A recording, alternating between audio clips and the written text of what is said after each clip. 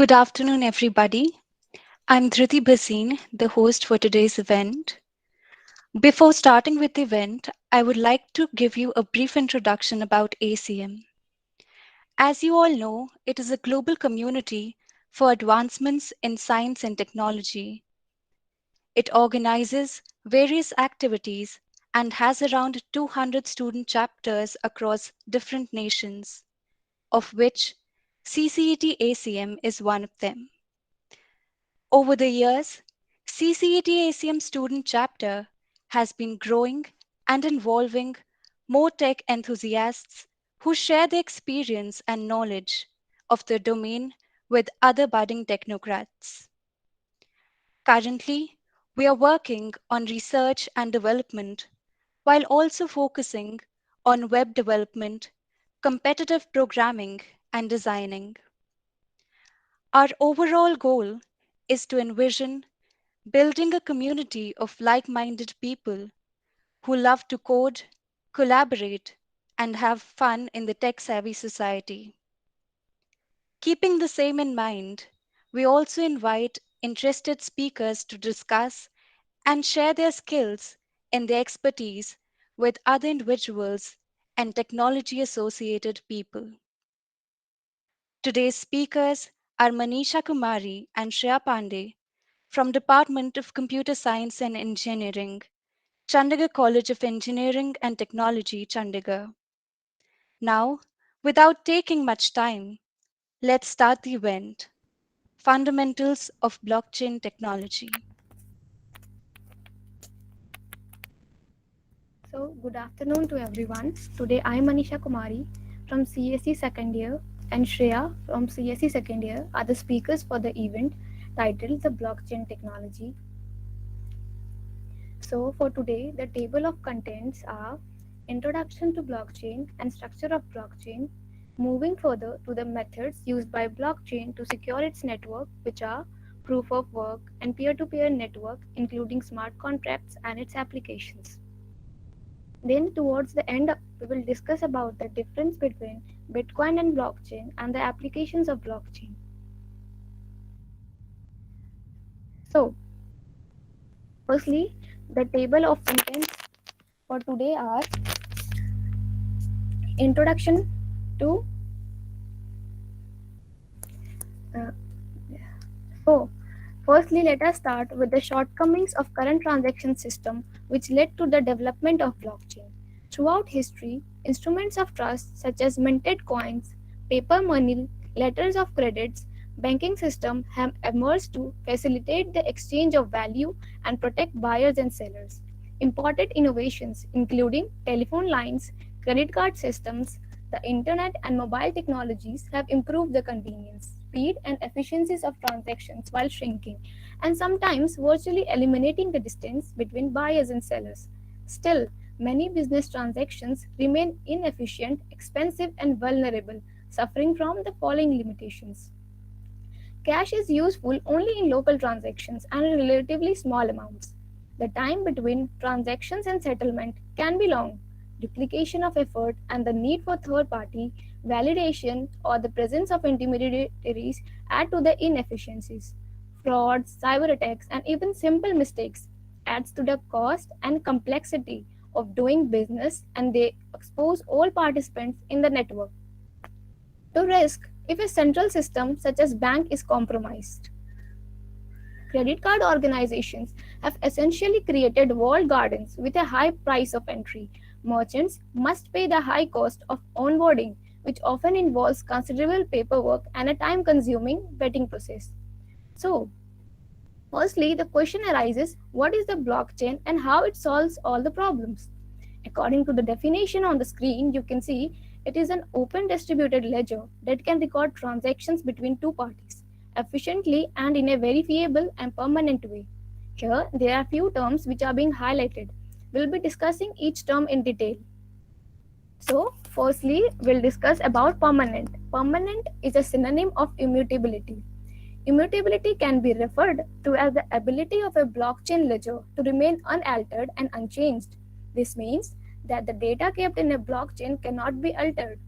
Furthermore, each block of information like transaction details uses a cryptographic principle or a hash value to keep the data unaltered. Now, the second highlighted word was distributed ledger. So, what is this new concept of distributed ledger? Actually, it is an immutable record of all transactions on the network, a record that all network participants can access. With a shared ledger, transactions are recorded only once, eliminating the duplication effort that's typical of traditional business networks. The shared ledger has the following characteristics. It records all the transactions across the business networks. The shared ledger is the system of record, the single source of truth. It is shared among all participants in the network through replication. Each participant has a duplicate copy of the ledger. It is also permissioned so that participants can see only those transactions they are authorized to view. Participants have identities that link them to transactions, but they can choose the transaction information that other participants are authorized to view.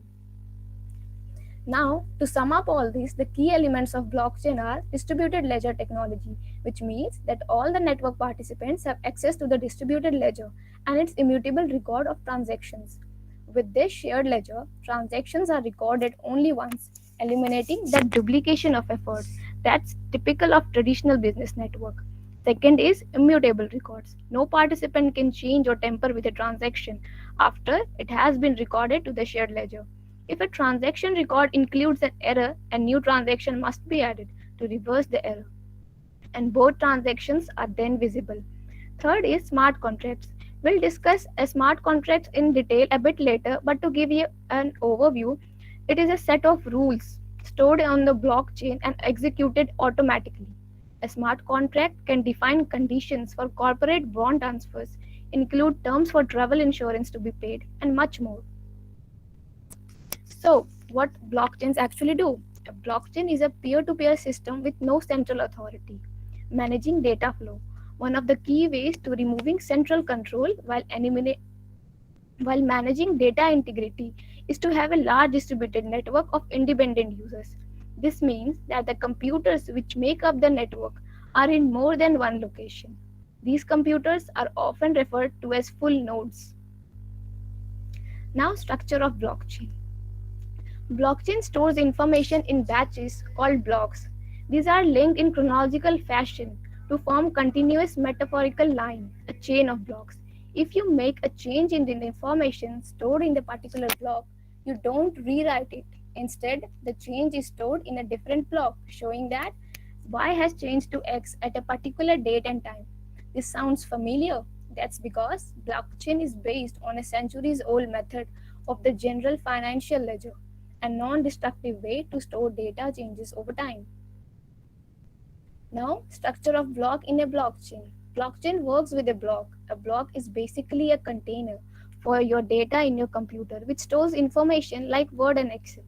Each block can contain three things. It can contain data, any data you want it to contain, a hash, and it also contains the hash of the previous block. Now we'll be discussing each components of the block in a bit detail. So what is data? Data, well, in case of Bitcoin, it contains transactional data, like transaction are from someone, they go to someone, and they are for a certain amount. But if you want a blockchain for file storage, the data will contain your file name, the size of your file, and when it was created. So, data depends on the type of blockchain you are working on. Secondly, hash. A block also has a hash, which is like a unique fingerprint which uniquely identifies this block. And the way we get this hash is this code, which you can see on the screen. It is formed like we take everything inside a blockchain, run it through a hash function, and we end up getting something like this. And the interesting thing about the block is that if you change just a little thing in the block, the hash of the block changes. So you can already think how you can prevent people from changing this. Now let us understand this whole thing with the help of an example. So here are three blocks numbered 1, 2 and 3. Let's take a look at these hashes. We'll start with hash 1. It has a unique hash. It's 1ZF8 in this case, and because it's the first block on our chain and it doesn't have a previous, so we just set it to 0. Block number 2 has a unique hash. In this case, it is 6BQ1. But this block number 2 says, hey, the block that went before me, its hash is 1Z8F. So it points towards the block that it went before it. The same thing goes for block number 3. It has a unique hash and it points towards the block number 2 as being the block that went before it. Now what happens when we try to change something inside a block? Let's say we want to change block number 2. In block number 2, there is a transaction that says that you have received 0.1 Bitcoin. But we say, while it wasn't 0.1, it was actually 100 Bitcoin that I actually received. I would turn very wealthy. But after doing that, hash of the block will change because again this hash function has calculated that's based on what's inside the block. So in this case, the block is now hashed h62y and the block number 3 has a problem, as now it says, hey, the hash that went before me should have a hash 6BQY, but it is very different. So something's not right here. Here we have broken the chain, and in this way you can come to know that someone has altered the blockchain. Now we'll see the overall working of blockchain. As each transaction occurs, it is recorded as a block of data. Those transactions show the movement of an asset that can be tangible or intangible. The data block can record the information of your choice: who, what, when, where, how much, and even the conditions such as temperature of the food shipment. Each block is connected to the ones before it and after it. These blocks form a chain of data as an asset moves from its ownership and hands changes. The blocks confirm the exact time and sequence of transactions, and the blocks link securely together to prevent any block from being altered or a block being inserted between two existing blocks. Transactions are blocked together in an irreversible blockchain.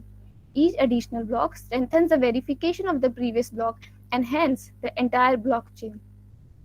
This renders the blockchain tamper evident, delivering the key strength of immutability. This removes the possibility of tampering by a malicious actor and builds a ledger of transactions now you and other network members can trust. So by now you must be thinking how blockchains secure its network. So there are two methods. First is the proof of work. There is a consensus algorithm called proof of work. It is actually used by Bitcoin. Basically, it is a cryptographic puzzle that your computer has to solve whenever it wants to put a new block on the top of the chain. And this puzzle is engineered in a way that it always takes around 10 minutes of time to solve for your computer to solve it. And this process is called mining. Now here we are creating a blocks on a very steady interval every 10 minutes in case of Bitcoin. But why we want to make it slow on purpose? Why can't we make any amounts of block that we want? We need to be cautious about hacking. What happens when one tries to change something inside block? Number 2. Well, the hash changes and the breaks the chain but not make the block valid again. He has to solve the cryptographic problem, which takes him 10 minutes. After 10 minutes, he moves on to block number 3 to make his chain valid again. And he starts the process again, taking him 10 minutes again. But while he's solving the puzzle, the rest of the people already added a new block.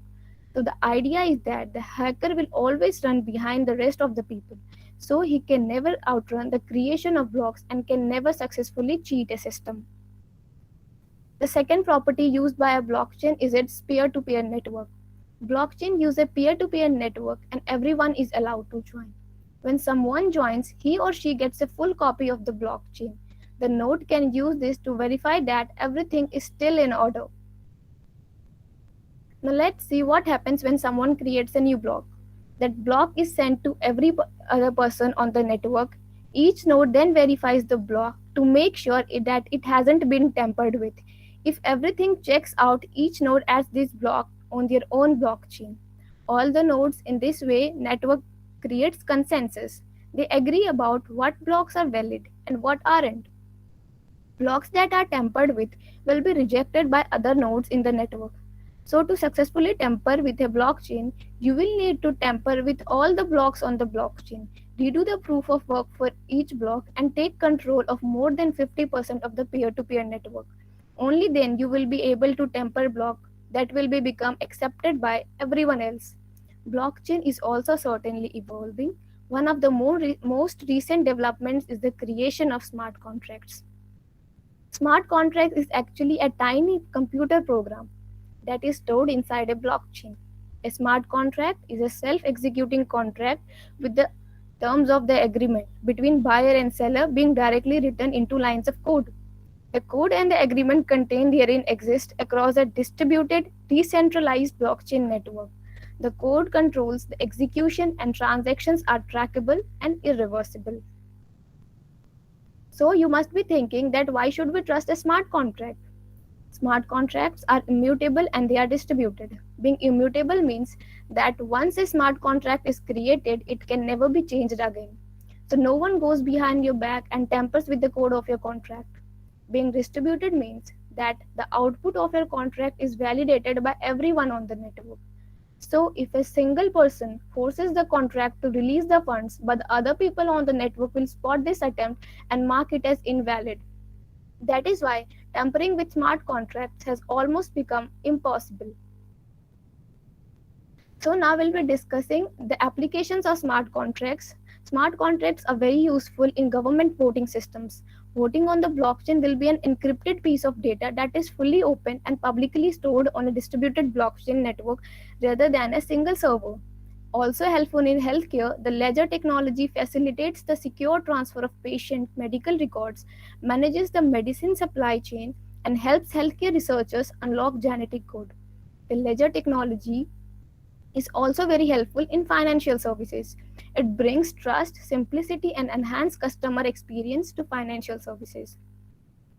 Explaining in bit detail about how these are useful in government voting system, smart contracts provide the secure environment, making the voting system less susceptible to manipulation.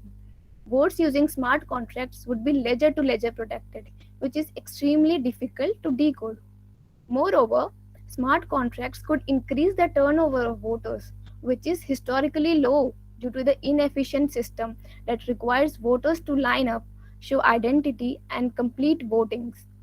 Voting, when transferred online using smart contracts, can increase the number of participants in a voting system. In a typical blockchain oriented voting system, the ballot initiator initiates a vote as seen in the image above, which is formulated as a smart contract and further connected to the blockchain. Then the voter registers themselves on the portal after logging in and casting their vote. It is recorded in the smart contract, which is impossible to get tampered. This smart contract is accessed by the ballot initiator, and finally, the vote results are generated.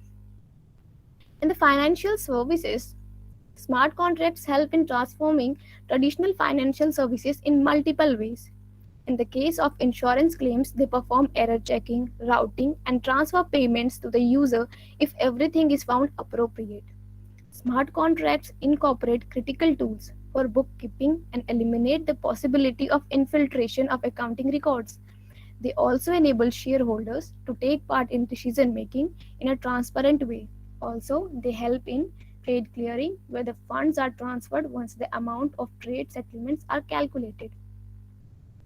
On the slide, we can see that the smart contracts reshaping the financial services in the following ways.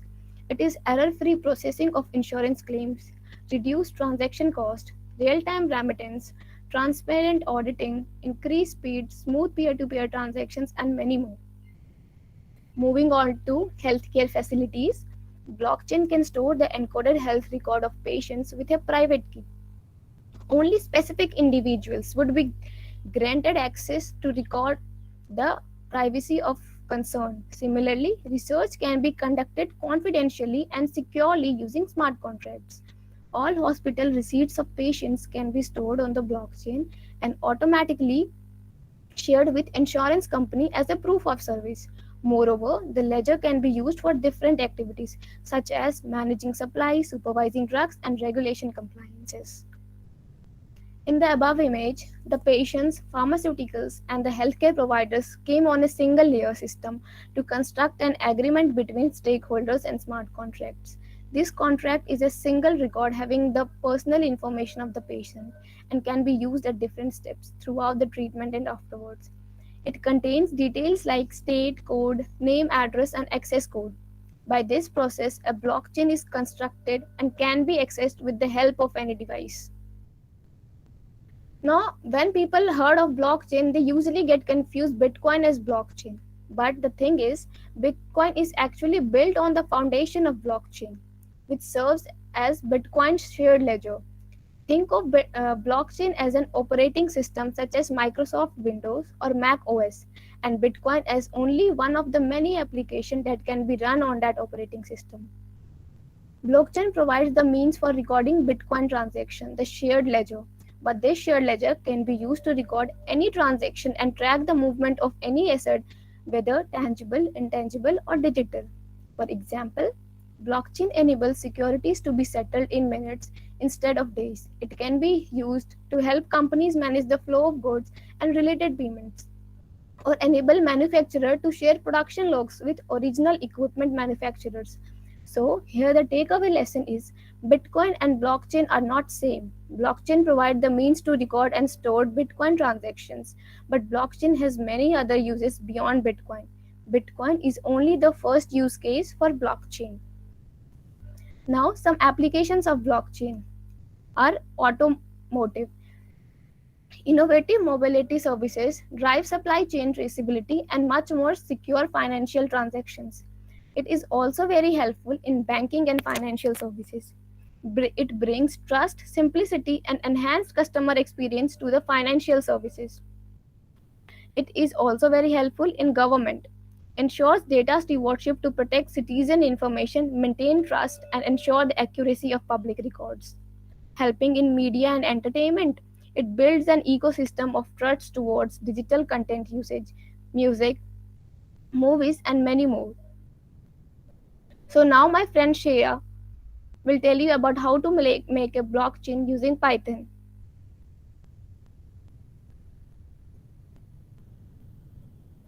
Shreya?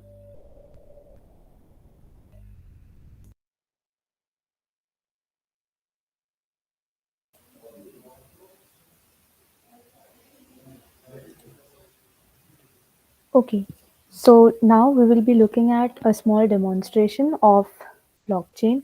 You will be doing it using Python language.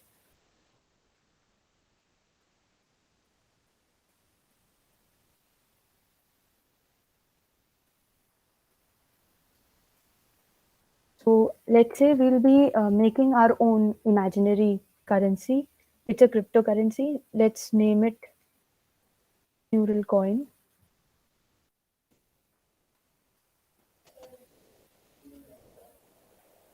Now, using this currency, we'll be doing some transactions. These will be some simple transactions. Again, you can make it any way you want. We'll be using the currency neural coins only. So let's say the first transaction is Anna sends two neural coins to Bob, and let's say we will be giving a few more transactions here. This is just a demo, so we'll make it simple. Now let's say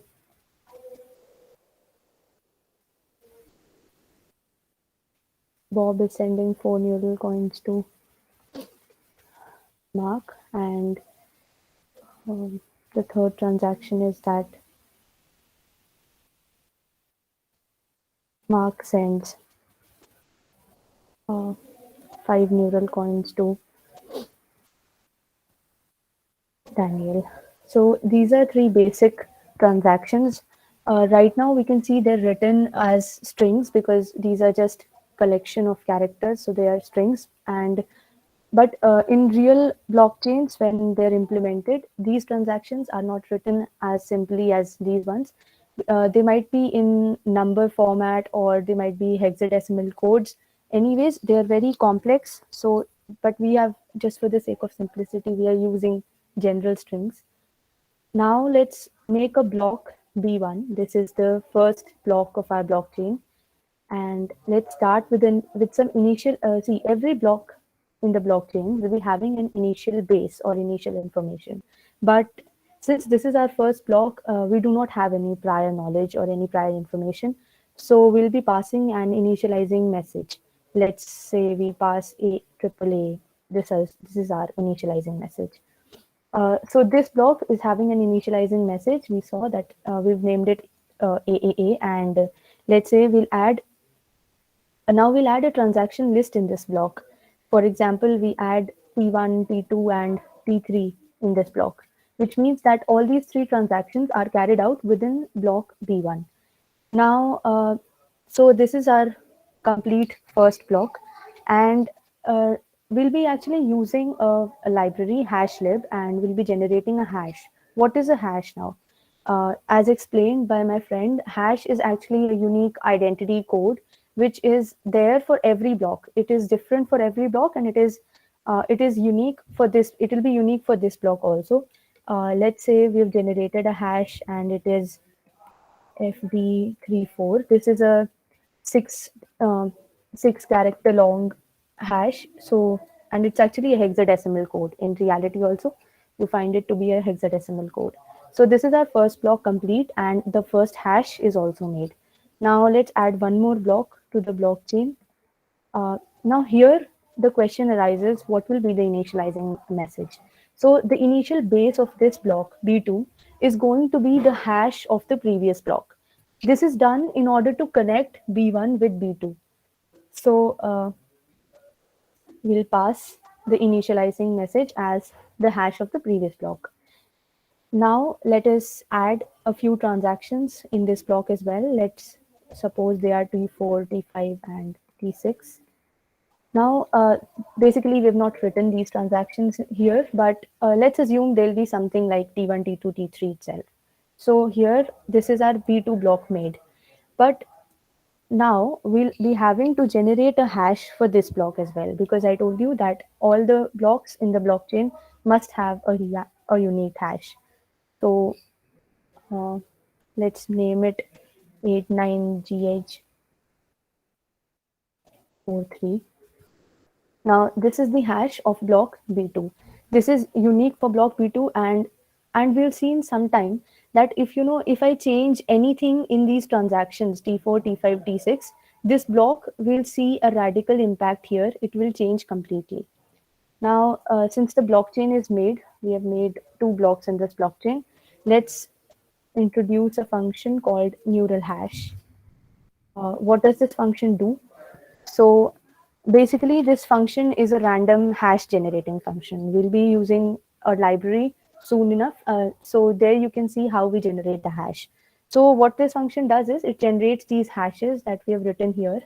And after generating the hash, it is also responsible for combining the transactions with the hash of the previous block. If not the case of previous hash, if you don't have it, just like in the case of B1 block, we don't have a previous hash.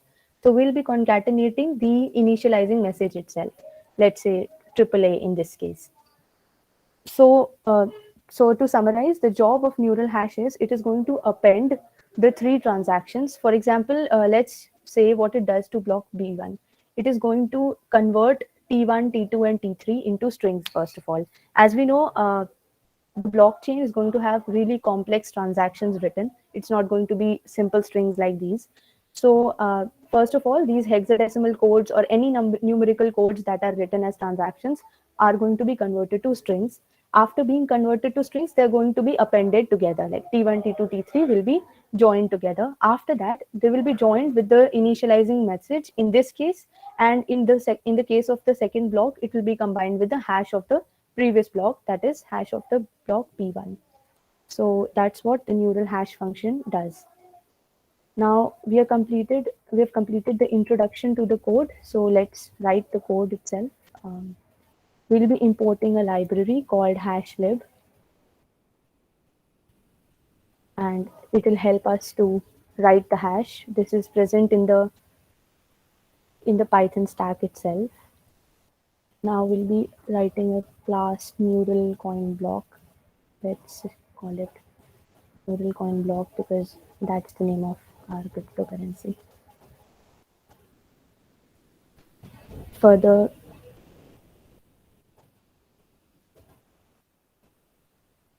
now let's define a constructor here,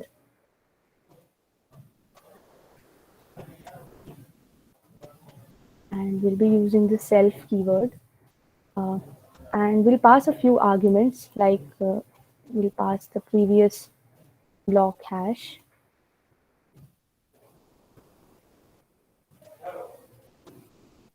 Other than that, we'll add the transaction list.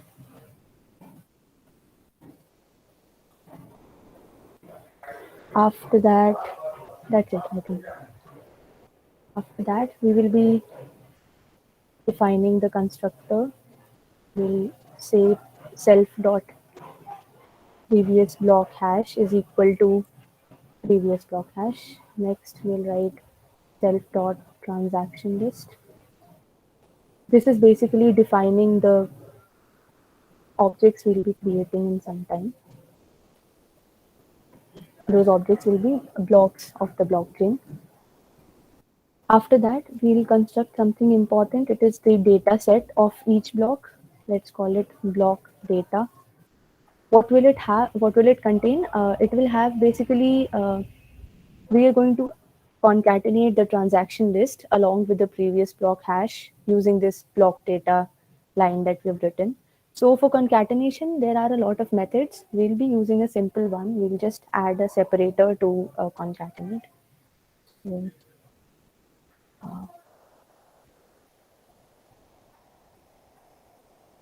we'll be joining it with the transaction list.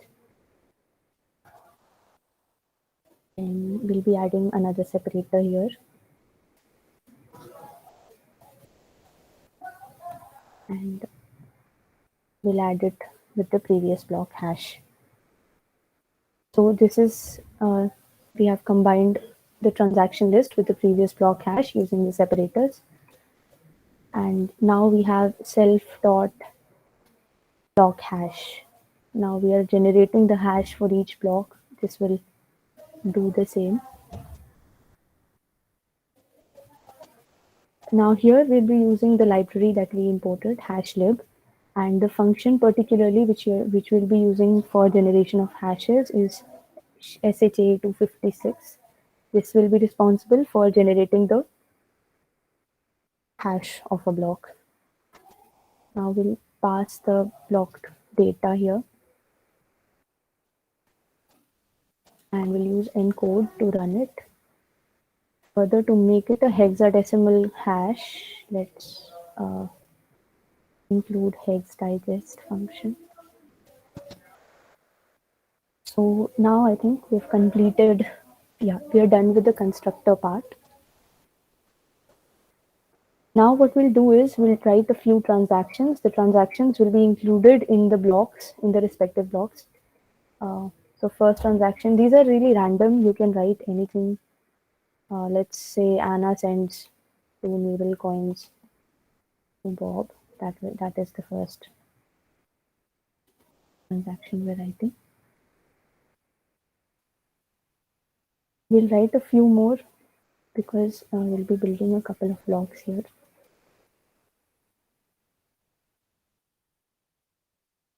Let's say this time Bob is sending 4 neural coins to Mark, and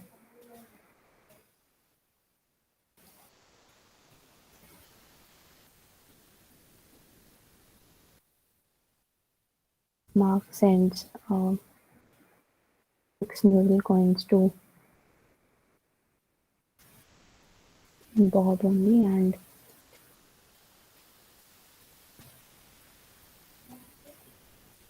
let's say Daniel will be sending 8 neural coins to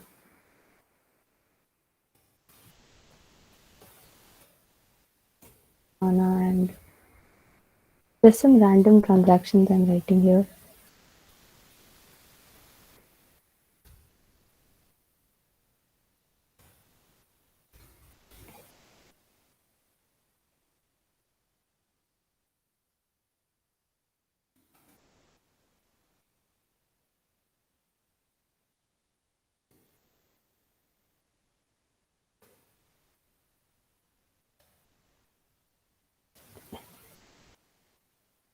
So we have completed the transactions. These are 6 transactions we've written, and we'll be including all of them in the blocks that we'll be introducing just now.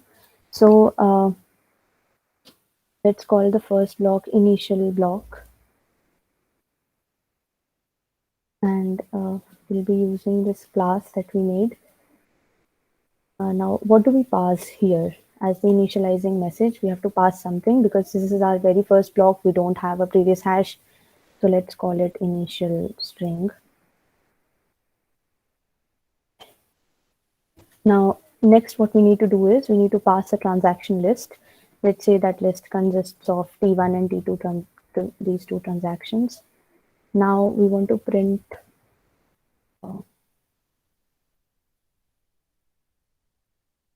initial block data. So we'll be using the block data here. And similarly, after printing the block data, I want to print the block hash.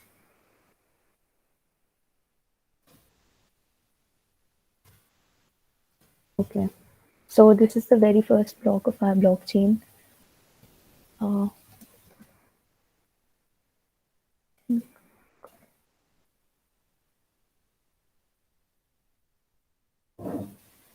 Okay, let's see if it. Okay, here we are. We have run this successfully. It says that Anna sends 2 neural coins to Bob.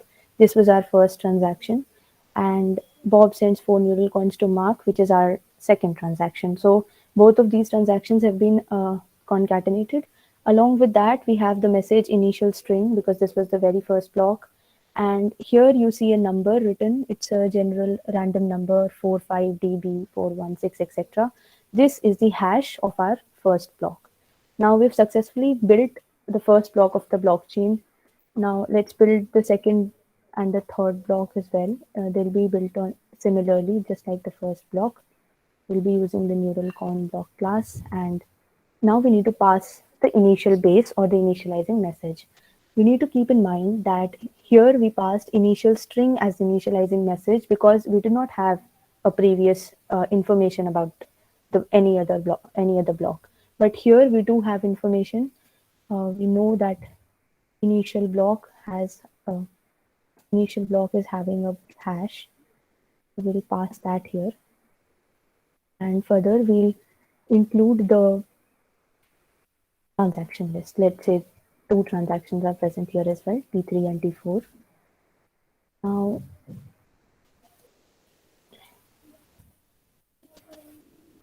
we'll print the block data of the second block. Let's make this second. And next, we'll print the hash of the second block. So that's it. We have built the second block, and we'll be printing its block data. After that, we'll see its block hash. So now we'll be making the third block here.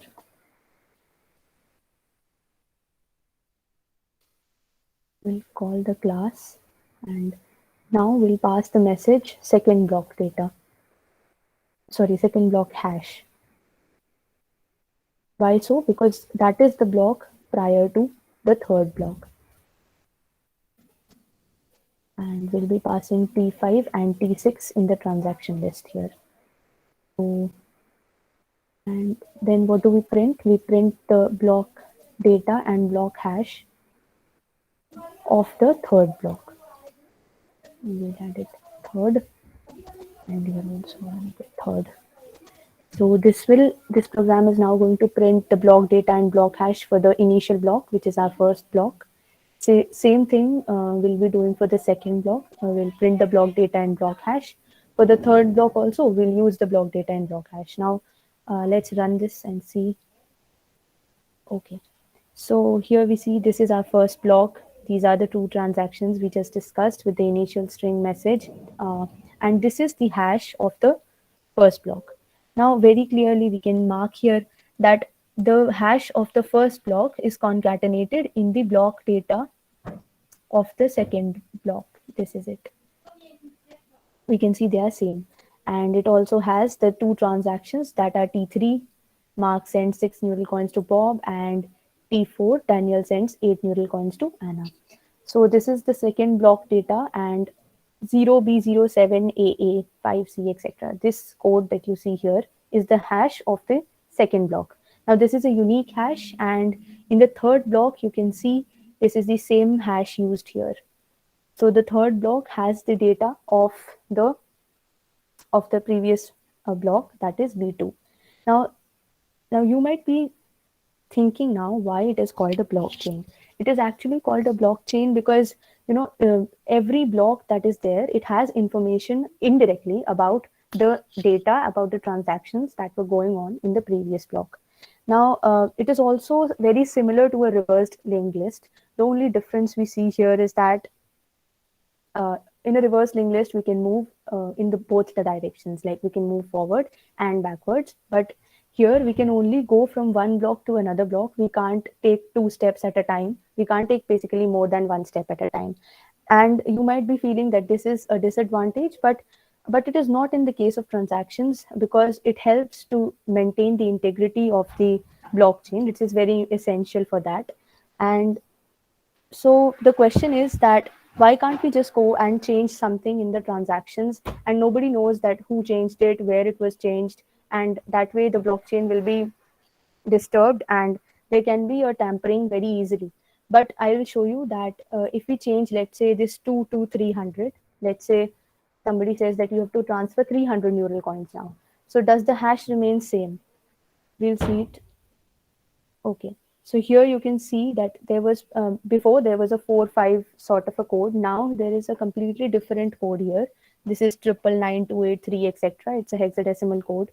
So what we mark from here is that even a small disturbance in the input transaction gives out radical impact in the hash. It is not the same anymore, and it hasn't been slightly changed. It's been completely changed. That's the thing we should mark here, and it is basically for the integrity of the blockchain. And so that is it for the hands-on part. Now my friend will conclude the topic for us. Okay.